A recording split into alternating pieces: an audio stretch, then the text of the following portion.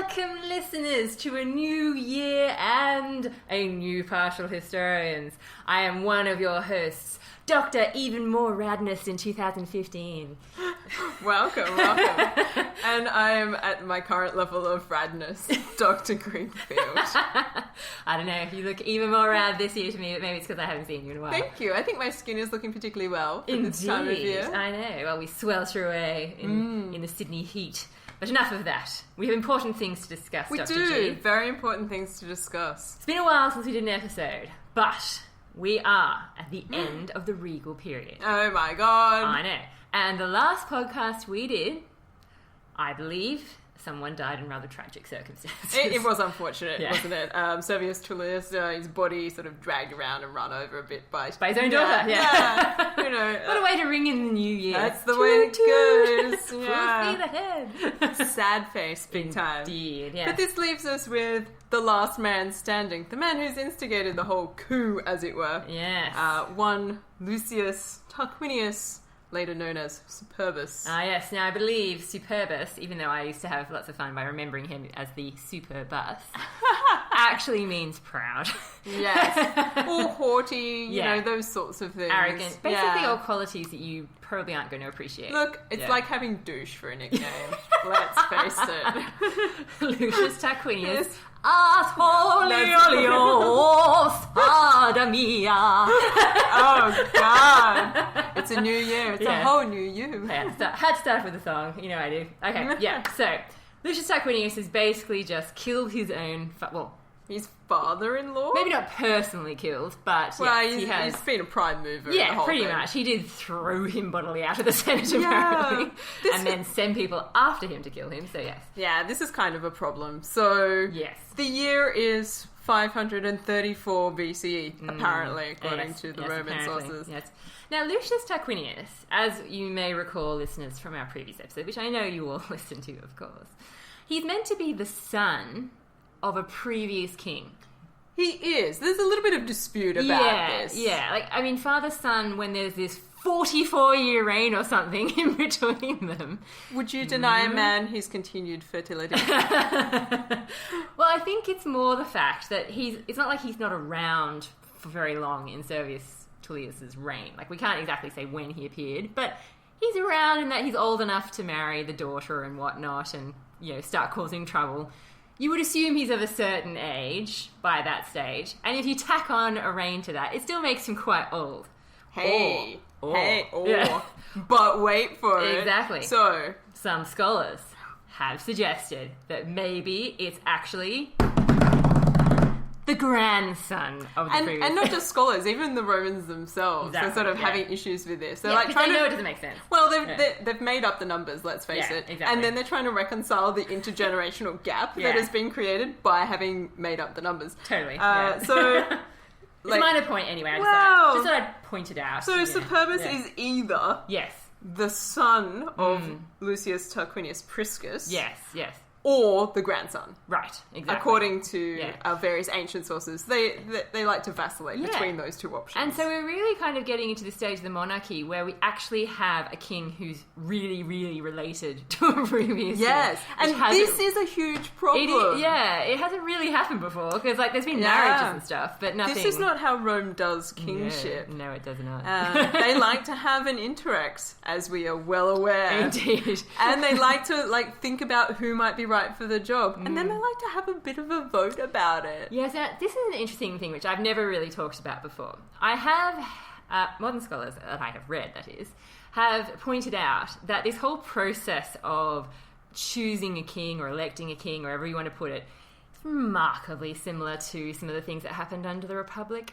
Are the Romans perhaps backreading a little bit? Are the Romans romanticizing their own history? I know. I feel like an idiot for even suggesting it. I'm going to just say no.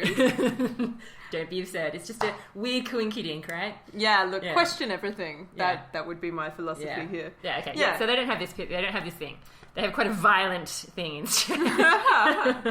Well, I mean, and the crux of the matter is that Tarquinius comes to power via different means from the other kings. And this is crucial to the narrative. Yes. Because Superbus is going to be the last of the kings. Yeah. So any differentiating factors about his rule come into play later on. Yeah, and I mean, it's not like he just kills or, organises the assassination of his father-in-law, the previous king. He doesn't stop there. Obviously, of course not. Yeah, obviously not everyone is going to be on board with this kind of movement in the political scene. And so people who are still perceived to have been, Servius's men or supporters, apparently he puts them to death. Oh, yeah. Bad start. It's the sort of thing where he's very conscious that he's come to power through violent means. Yes. And he's also quite happy to continue maintaining power through violent means. Yes, exactly. So he gathers around him a strong bodyguard. Smart. I'll give you that. He's not dumb. Everywhere he goes, he's got a bunch of armed men. Yeah. This makes him difficult to assassinate in the early days. Yeah. And basically, he's just off to a rocky start all round because it's not like he can say the people loved him so much they voted him to power. It's not like the Senate loved him so much they chose him, or said, okay, yes, we're going to rubber stamp your approval or anything like that. He just takes it. And so he can't trust that anyone really likes him. Yeah, it's a huge problem. Yeah, what do you do? Yeah, he basically says, kind of a bit like, I suppose, something like Caligula will say later on, I'm just going to run with the fear thing and forget about the love. It's very Machiavellian. It is. He sets up a whole bunch of trials, gets his close buddies to put up people for trial who he suspects of disloyalty and threat to his power, has them put into the courtroom, and then turns out that he gets to be the judge of these trials. Oh, how convenient. Yeah. Guilty. Yes. Guilty. It turns out that these trumped up charges that we're not sure about, you're definitely guilty of. Yeah, and not everyone is killed, I suppose. Some people just have to give up everything they own. Yeah, some are executed, some are exiled, some just have all of their property confiscated. Yeah. This makes Superbus quite rich. Mm-hmm. Convenient. Yeah. Once the undesirables, flesh rabbits, the undesirables are removed from the Senate, he just repopulates it with his own supporters. Yeah, clever. It's not like it's the first time we've seen this, but it's not like in the same circumstances. And the sense in which that we're really dealing with yes men. Yes. Dionysius of Halicarnassus Yes, emphasizes. Absolutely. I totally agree with everything. I see your point, and I like it. So our sources seem to indicate that not only is he populating them with his puppets, but he is telling them what to do before he goes in there as well. It's not just like a heavy emphasis and kind of persuasion here and there. It's like wink. Yeah, it is a direct sort of stabby. This is what you're going to do and say when we get into this room. And that's fair enough. And also, he also wants to look abroad. He's not just going to focus on Rome itself. No. He wants to expand his influence into other arenas. Well, of course, as you do. And who better to wage a war with than, can you guess? Oh, I don't think I can. They start with S. Ooh, the Sabines? No. Yes. I tease you. I kid you not. I was going to say. The Sabines haven't had enough war already. Well, I mean, God, they're practically part of the population. Come on, guys. Give them a break. Yeah, there's poor old Sabines again. Yeah, look, I mean, there are a few issues. He realises he can't go into it straight away. Decides that possibly he needs some allies from wider Italy to help him out. Now let me think. The Latins, perhaps? Of course. Indeed. So yes, making alliances so that he's super strong before he embarks on any rash warlike move. So he gets one of these powerful figures from amongst the Latins, a guy called Octavius Mamilius, gets him on side straight away by offering his daughter as a into marriage. Nice. Seal the deal with a little bit of female as economic device. That's all we're good for. Ouch. I can't deal with the nuance of the gender argument right now, but suffice it to say, in a patriarchal society, how do you secure the alliance? Marry off your daughter. Fair enough, So this means that he's got one of the most powerful figures of the Latins on side. Yep. And then he decides that, you need to sort of bolster that by having sort of like a big meeting with the rest of them.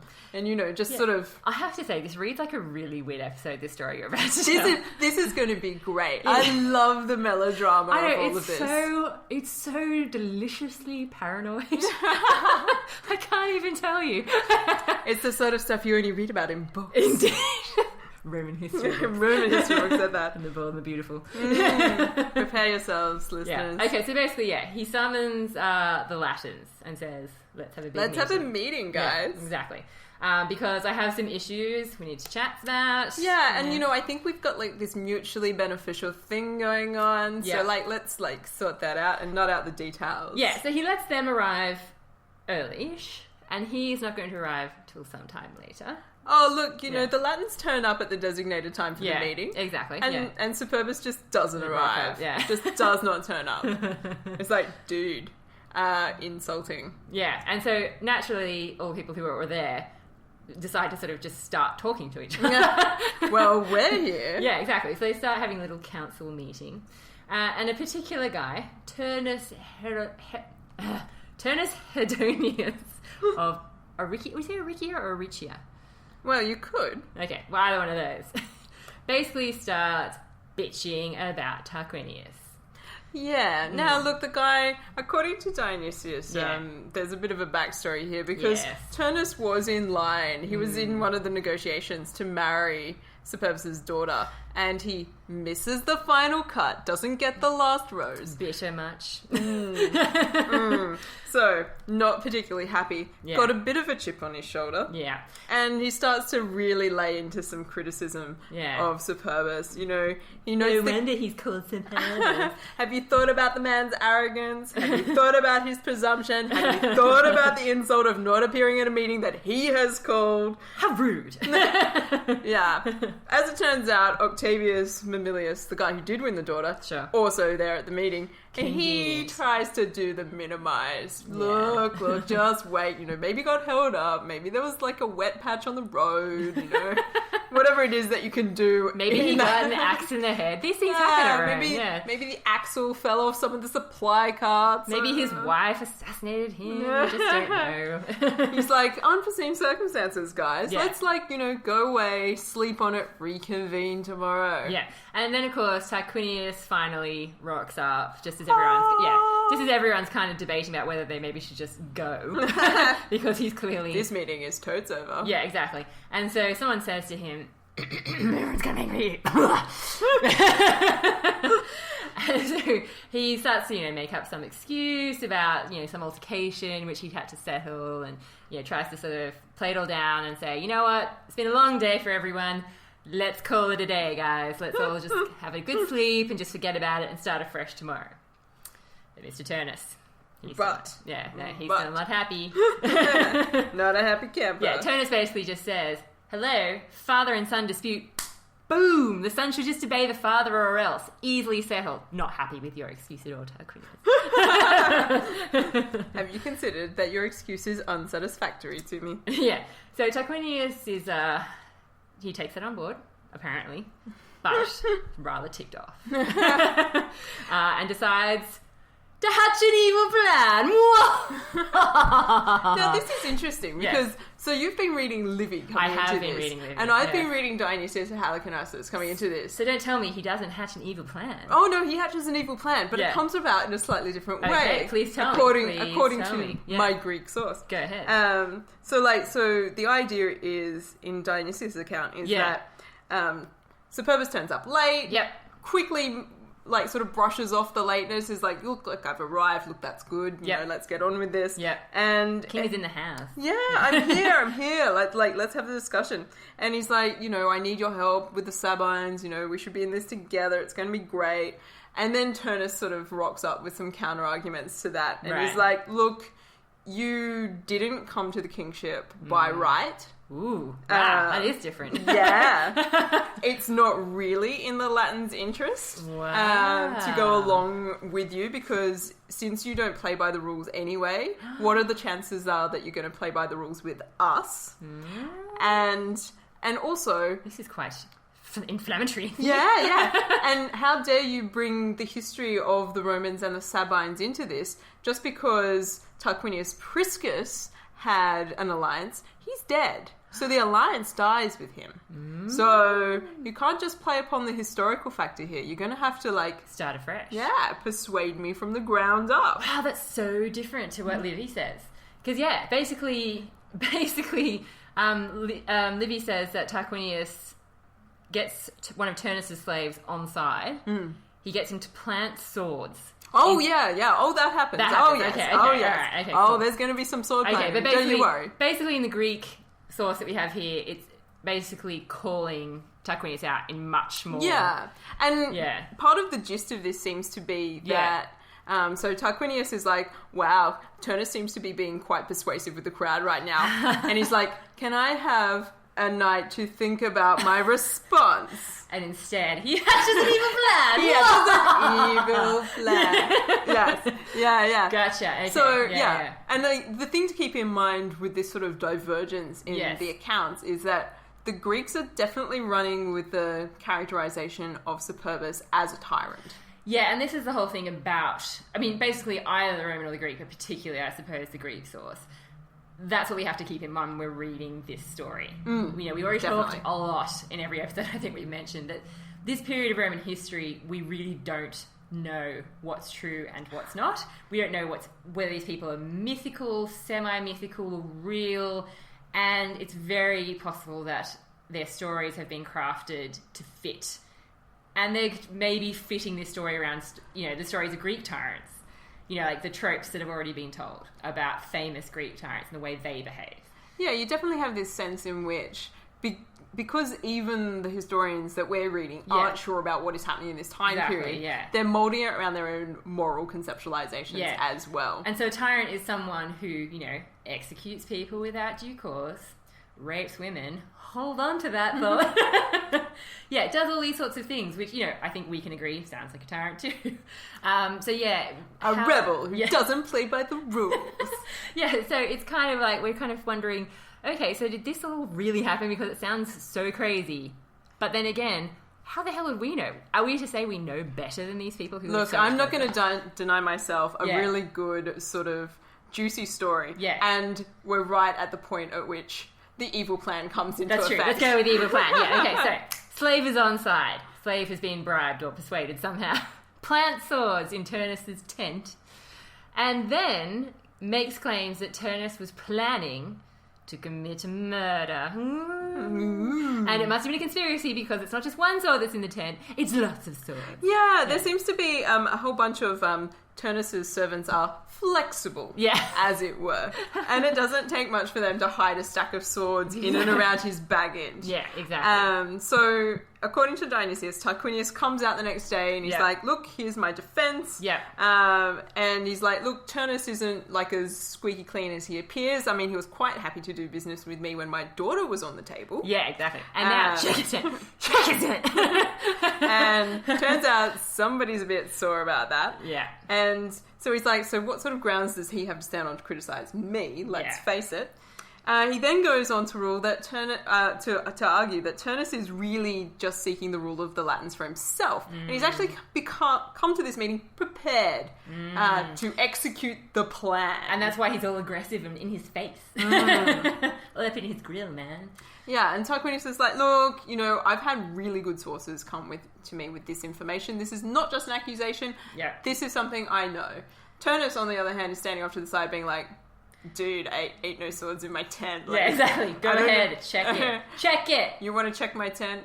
Check my tent. And unfortunately, of course, they do find all there might be some swords in it. Yeah, exactly. Oh dear. So, not looking so good for Turnus. And according to Livy's account, I don't know if Dionysius agrees with this or not, basically he's not given much of a chance to defend himself, and he's basically dragged to a local water source and drowned. Oh, wow. No, mine's much more exciting than that.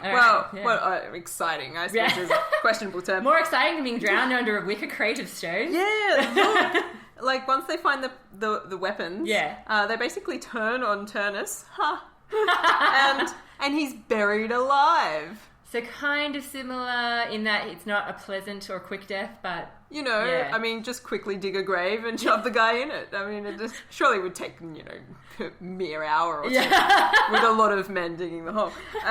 See, mine sounds more believable because it's quick. It does. Although, they would have had to get together a lot of stones to put in the wicker crate. And then somehow secured him to that wicker crate. Yes. Yeah. Sounds a bit Monty Python. Yeah, exactly. She's a witch. Yeah. Yes, so basically, then Tarquinius is free to deal with the Latins as he's and the Latins are all like, oh, that dude actually knows what's going on. Like, he's managed to pick up on that conspiracy. And he was only here for, far less time than any of us. Yeah, he arrived late even, so, this dude's great. Yeah, exactly. So they set up the treaty. They get it all really organised quite quickly, on the spot, pretty much. Superbus wants to lock them in. They have some oaths. Have some oaths. Please, share some oaths. Well, they do. They do.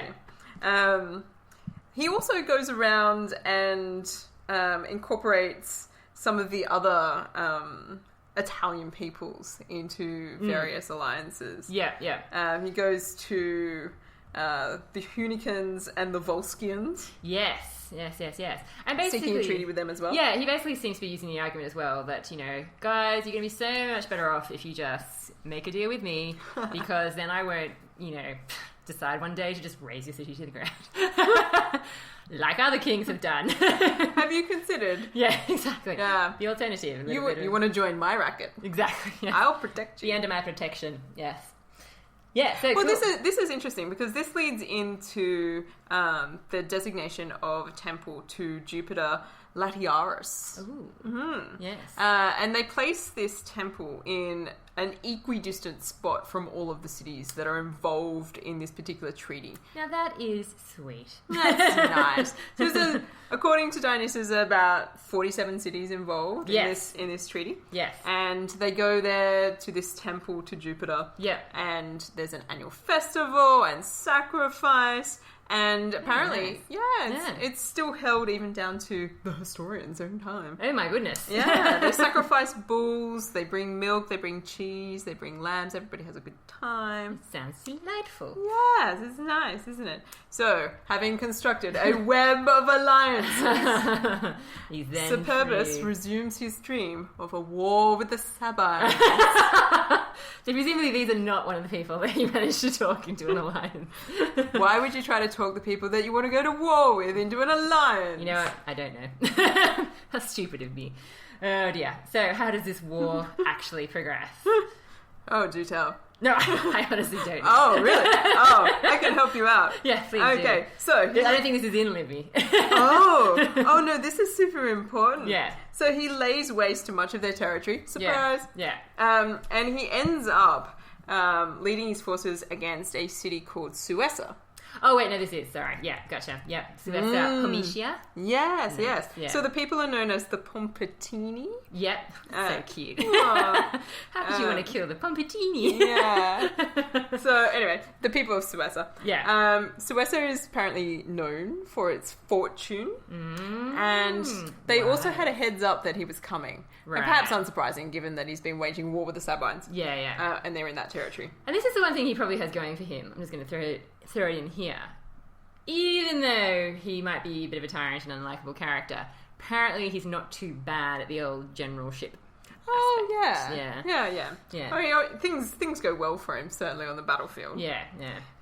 He does seem to be quite a skilled general. Yeah. He kills a whole bunch of the Suessans in battle, and the rest flee behind their city walls. Wise. And then the siege begins. The siege. How does that go? Well, they hold out for quite some time, but they get no aid from any of their neighbours. So that's a problem. That's nice. Which might have helped them hold out a little bit longer.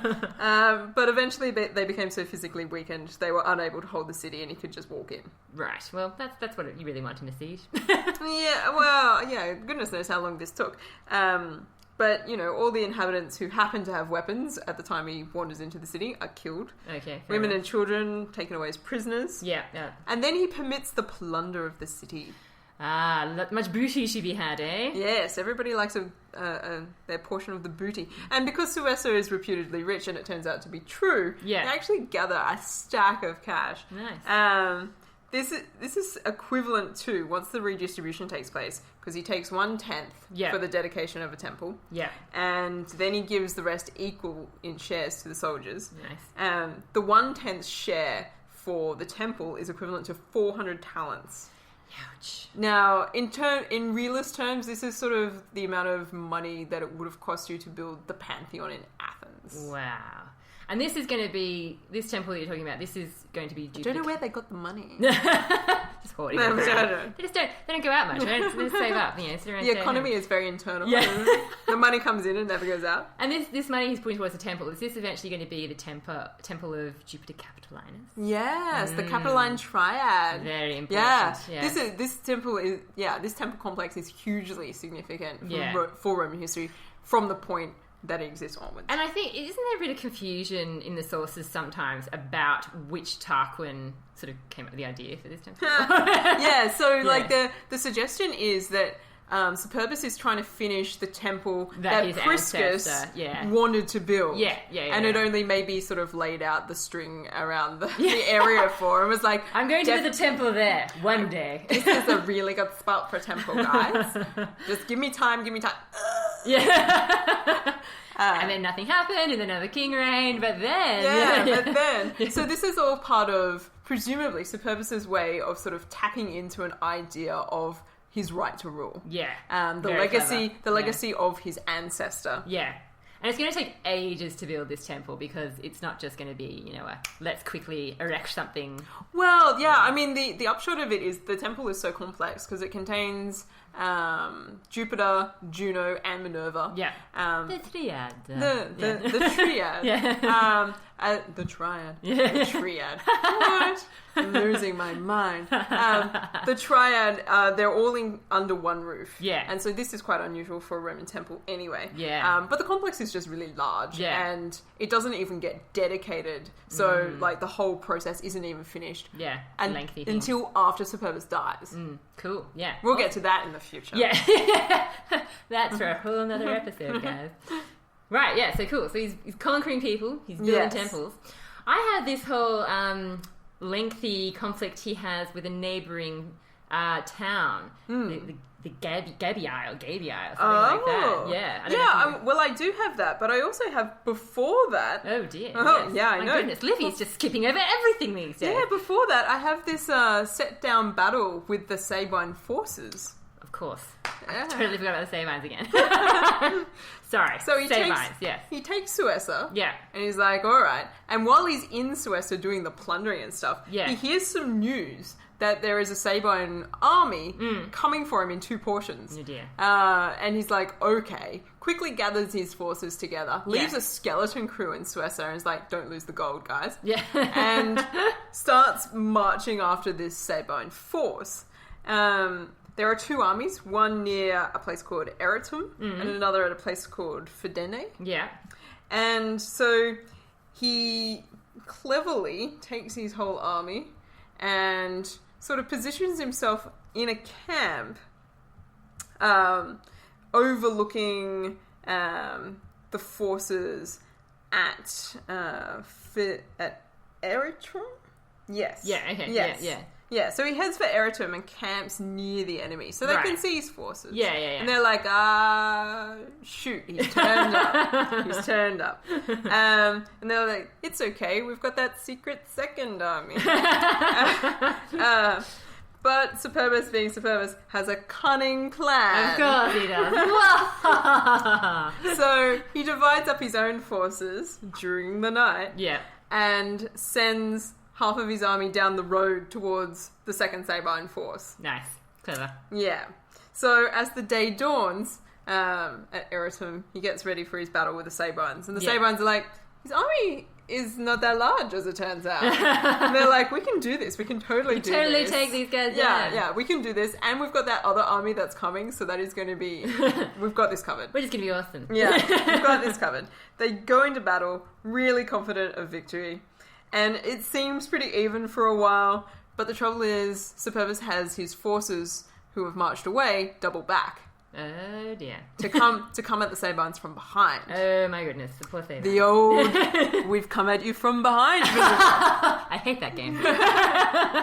It can be quite surprising. Yeah. In any case, Yeah.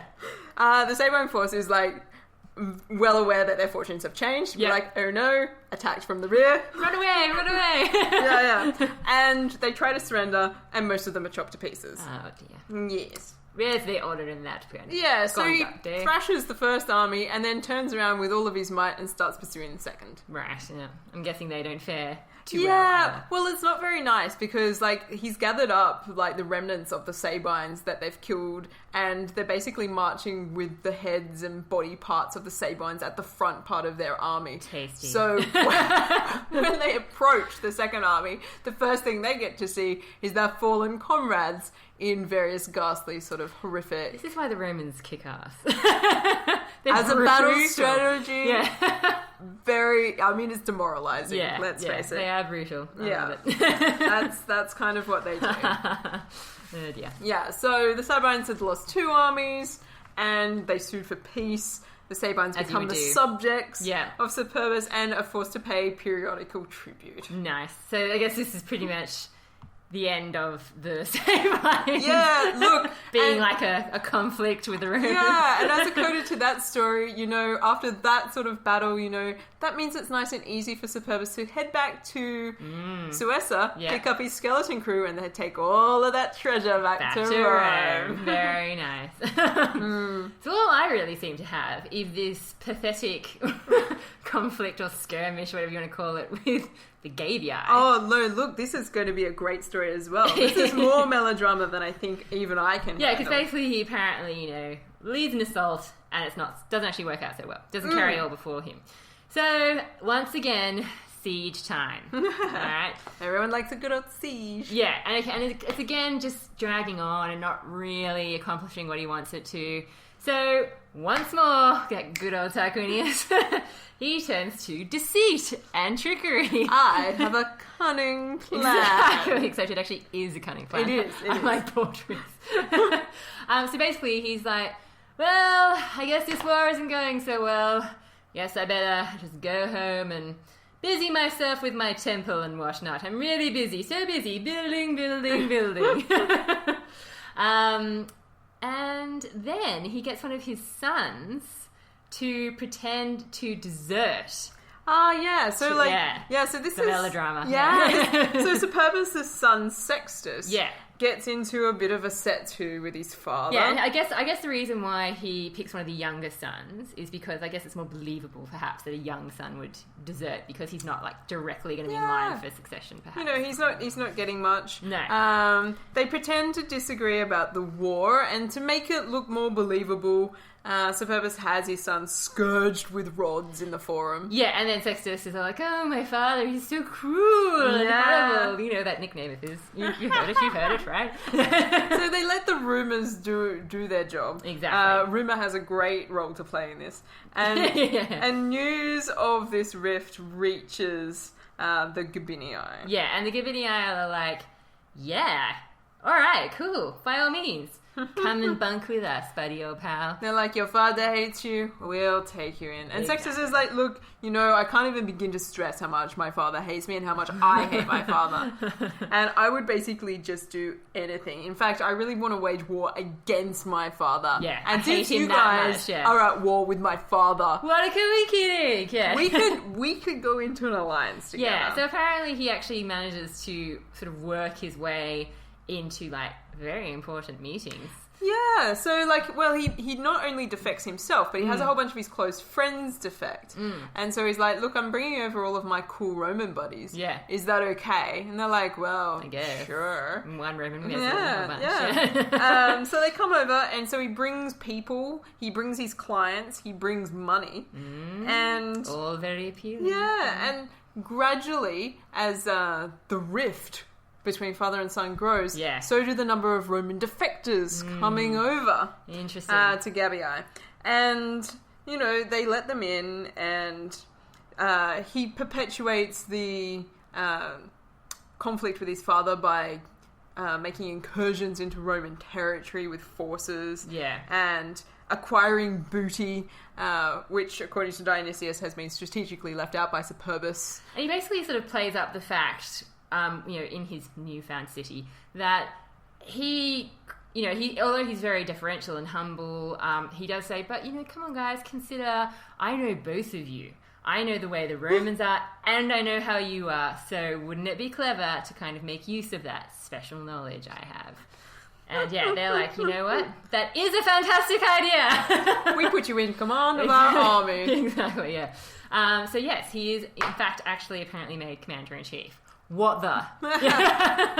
And then the cunning plan begins to unfold. Yes, indeed. Yeah. So... Everyone's loving him. Everyone's like, oh, Sextus, what would we do without you? You're so awesome. In the meantime, Sextus has contacted his father and he's like, in secret, and be like, what do I do next, Daddy?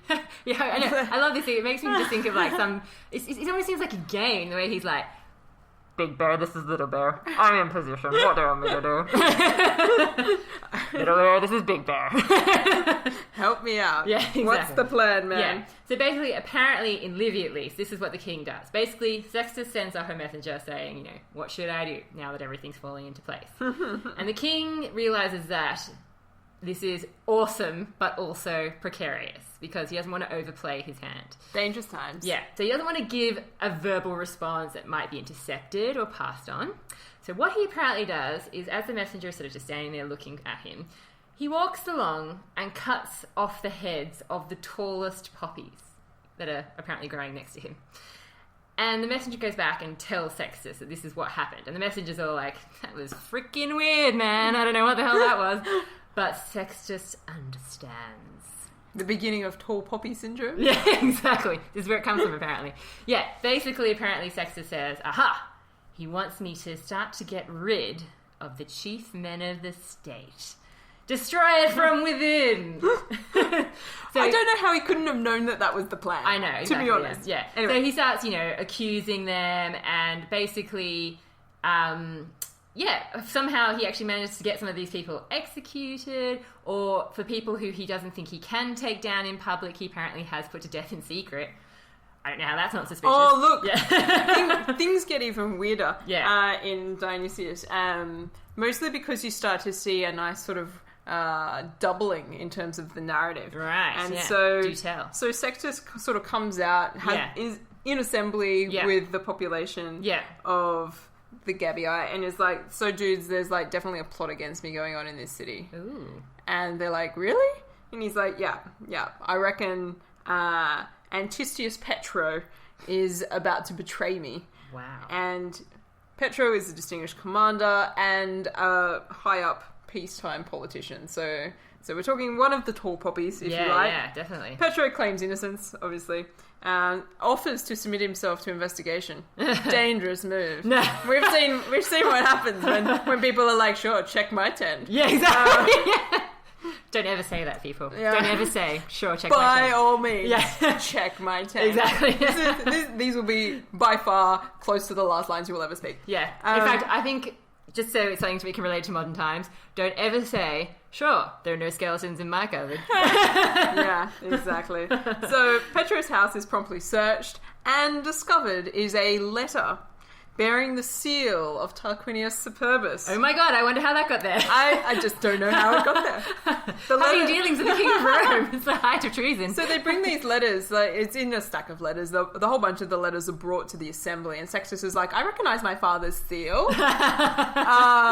And so they they open the letter, and lo and behold, the letter is in Tarquinius Superbus's hand.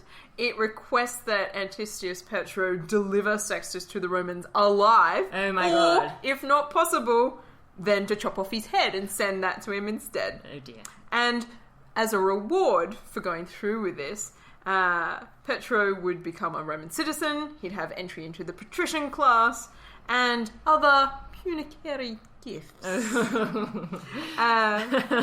Petro, understandably, is quite shocked by this turn of events, being unaware that he had such a letter in his possession. Oh man, if only I'd known, I would have totally taken him up on this, and I would have found myself in this present situation.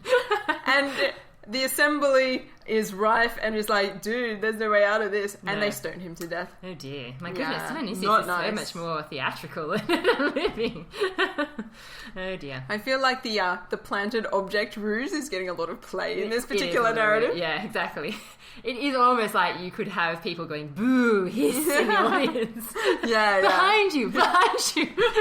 pretty much. Yeah. There seems to be something highly theatrical about this. Anyway, this sort of opens up the way for Sextus to conduct further investigations into the possibility of other citizens Let of me guess. Gabii. There's more treason to be unearthed. You would not believe how many of the citizens, prominent citizens, have to be put to death. I know. It's almost like you just got rid of a lot of powerful people and made it very vulnerable. It is tricky. It is not long before Superbus moves in with his army and easily takes the city. Yeah. I mean, God, it's so much effort to take this one freaking city. But, but it's clever, I'll give you that. Well, and apparently quite clever as well, because the Gabini are notably afraid that they're going to be like killed or sold into slavery. Sure. And then Superbus does the magnanimous thing. does the surprise, I'm going to make you all Roman citizens. Yay! And not only that, you can rule your own city. Oh my God. I don't even want it. Your clemency is unbelievable. Yeah. And it's like, after all of that. And so the people are like understandably sort of like bemused, confounded, somewhat grateful. It's just confused all around. Yeah.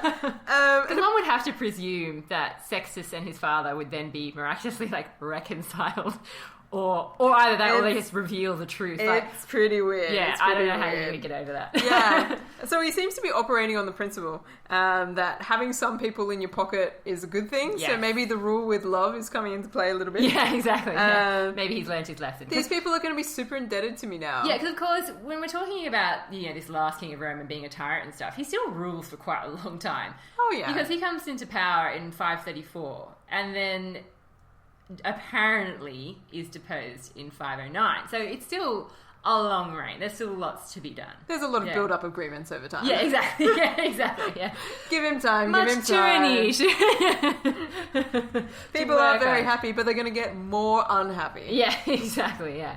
Oh dear. So they draw up a treaty No. with the Gabini and ratify it at assembly. Some Nice. oaths are taken. Yeah. And they do some sacrifices and oaths and stuff to make that all valid. Of course. Yeah. And Sextus is appointed the king of the city. Nice. Finally, after all this. Presumably because the people want him. Exactly. That's right. Say it. Say you want me. King by right. Yeah. Yes. Awesome. Yes. Awesome. All right. Yeah. So after all that. After all of that. Yeah. Apparently in Livy, this is where Livy actually has him getting to work on the temple. Oh yeah. So the narrative, Not just having money put aside, but actually starting to have it built. Yeah, Dionysius takes up the same narrative structure. Yeah. And apparently, I mean, this is one of those signs, while they are, building, oh my God, what do you call it? The foundations of the temple. Apparently they find a human head, which is in really good condition. Now, for me, I'd be somewhat upset if I found a human head while I was digging in my backyard. Well, But it's a sign that this was going to be the citadel of the empire, and it was going to be the head of the whole world. Marvelous. it's kind of weird. It's sort of described as this wonderful prodigy. Yeah. And so, like, they find the head. It's a man who's been newly slain, apparently. Right. But who looks like he's still alive. Well, that's comforting. It's a tenuous sort of grey area between the I'm still alive to I've just been slain. Yeah, see, again, I don't know what I find more disturbing. Like, would I want it to be decomposed? Or would I want it How did the head get there? Had it been there for long? It doesn't sound like it. And yet, on the other hand, what? Exactly. So anyway, so they stop digging because they found this head and it seems to be bleeding still. Fresh. Yeah. Maybe too fresh. Mysteriously fresh. Nobody's quite sure. Yeah. He calls over like the Roman soothsayers and he's Yeah. like, guys, what does this prodigy mean? We see, according to Livy, he calls in people from Etruria because, of Oh. course, who else could possibly interpret this but people from Etruria? Yeah. Well, I mean, the native soothsayers in Dionysius' account don't come up with an explanation. They're just like, this is not our area of expertise. Severed heads, this is not what we do. Okay. You really need to talk to the Tyrrhenians. Yeah. And they really have the mastery over things to do with severed heads. Right. And good to know. Note to self. Yeah, and you should really talk to them about it. And so they do that. They come to the house of the Tyrrhenian soothsayer. And it just so happens that the soothsayer's son is walking out of the house at the time that they arrive. Yeah. And he's missing a head. Well, no. I know. One could only hope. But no, he seems to definitely have his head. Right. Okay. So and he thinks with his head, apparently. Well, they're like, we're here to see your father, the soothsayer, the Tyrrhenian soothsayer. We've got this head, you see. Yeah, we've got this head, and we're really interested in this prodigy. And the son's like, look, how about you tell me all the details about this prodigy, and I'll make sure that, one, my father is the person that you really want to see. Yeah. And also, maybe I can give you some pointers on, like, how to present the evidence. Yeah. Because that's going to be really important. Yeah. And so they give him all the details, and he's like, all right, so the thing that you need to keep in mind when you talk to my father about this, because you definitely should talk to him about it, it's definitely the sort of thing he's interested in, is that make sure that you don't let him lead you astray with questions, because he will definitely try to make this prodigy about him rather than about you. I remember now. I heard him. I didn't know. No, seriously. Look, I mean, if he can find a way to make this prodigy into something about him and himself and his people rather than you guys, like, he's got a vested interest. So I'm just, that's my dad. So just be. And they're like, gee, thanks, man. That's really good advice. And they're like, all right, be careful about how you relate the prodigy to the guy. And so they go in there, and the soothsayer's like, all right, so, like, I'm seeing a hill. And they're like, yeah, okay, cool, yeah. And he's like, and this direction and that direction and this direction. I can see all the directions on this hill. Was the head found in this part of the hill? And they're like, nah. Not even and close. He's like, what about this part? And they're like, nah. And he's like, and so he tries all these different directions and, like, being like, look, I can see this hill. Just tell me where in the hill. And they're just like, no, man. It was just found on the hill. Yeah. Just on the hill. Like, stop asking questions. Yeah, stop asking those weird questions, man. And so, like, eventually the soothsayer is like, I just can't get around these guys. Like, they're going to force me to give them the real prodigy. I'm like, all right, okay. And he's like, all right, well, if that's the case, he's like, what this means is that where you found the head is actually going to be the capital of all of Italy. And the key to this seems to be that there are 2 Tarpeian hills. Yes, right. And so he's trying to play into the idea that it might be the Etrurian hill as opposed to the Roman one. Of course, there's always this rivalry between the two. Yeah, but exactly. The Romans won't concede that in the questioning, and so he has to eventually concede that perhaps Rome is actually going to be the capital of Italy. I wonder if that's why Livy just sort of goes straight to the answer, rather than having this possible. I just think it's really fascinating that in terms of prodigies, actually the way that you talk about the information becomes an important means by which you gain an understanding of the significance of the information as well. Definitely, yeah. Basically after this is decided, Tarquinius apparently just continues on with, like, a huge amount of building. Massive building project. Yeah, and he needs to basically call in a lot of help to do this, obviously. He can't just, Yeah, but he hasn't really been treating the plebs really well. No, and this is the problem. Yeah. Basically, everyone's working super hard on this temple in particular. He's paying them with what, grain rations? Perfect. Not even paying them with coin. Yeah, they're just not super happy. It's pretty hard work, as you can imagine, building a temple, because, temple's not built out of mud bricks, even though that is hard. It's built out of stone. Gotta quarry that stone. Yeah, exactly. Gotta shape that stone. Gotta move that stone. Yeah, so they're not super happy. And then apparently they also have to do other building things. So they have to perhaps make the seats in the circus, and they have to help construct the underground great sewer, and things which the sources admit these are amazing, but it's hard work. And it doesn't help that Tarquinius has also stripped the plebs of their rights legally to a certain degree. Yeah, well, they'd been given protection from the patricians by one of the earlier kings. Yes. He basically takes this away from them and then co-opts them into like a serf workforce. Yeah, it's very feudal, really, isn't it? Yes. Yeah. They're not very happy. No, you can understand that. They don't have their legal rights and they don't have any free time anymore either. No, exactly. Oh dear.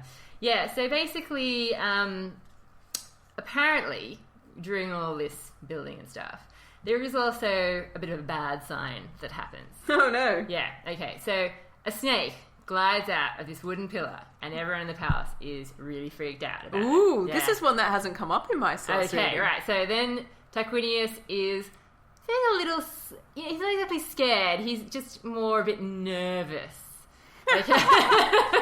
And so... Feeling a little bit uncomfortable about this, guys. Yeah, so again, he has to turn to Etruscans because you just can't have anything better when it comes to public prodigies. Yeah. It's their speciality. Yeah, exactly. And then he thinks, maybe in fact I should send to Delphi. Okay? And Delphi is a huge deal. Yeah. Delphi is where you go for like the best prophecies in the ancient world, or oracles, okay? And this is the shrine to Apollo, basically. And there is a woman there who basically sometimes gives you very helpful oracles which are easy to interpret, and sometimes gives you things that are completely obscure and no one can understand. Now, should I perhaps stop there with that story? Because I think it's leading us into the next episode, and I might lead us on a bit of a point. What does this portent mean? Ooh, spooky. We'll find out in the next episode. Okay. And now, before we do leave you, dear listeners, we thought we might ask you a bit of a favour in 2015. Obviously, we do this podcast for free, and we enjoy it, and we hope you do too. But we would love for other people to enjoy it with us. We'd like to build our community of listeners. So if you could possibly take a couple of seconds out of your day and give us a rating on iTunes, hopefully a good one, we would really appreciate it. We would thank you from the depths of our Roman soul. Indeed. We'd sacrifice in your honour. Perhaps a bull. Well, I'm a vegetarian, so I'd sacrifice a carrot. Oh. The head of a lettuce? I don't eat a lot of meat myself. Yeah. I'm pretty sure I can do without the bull. Anyway, until next time, farewell. Farewell.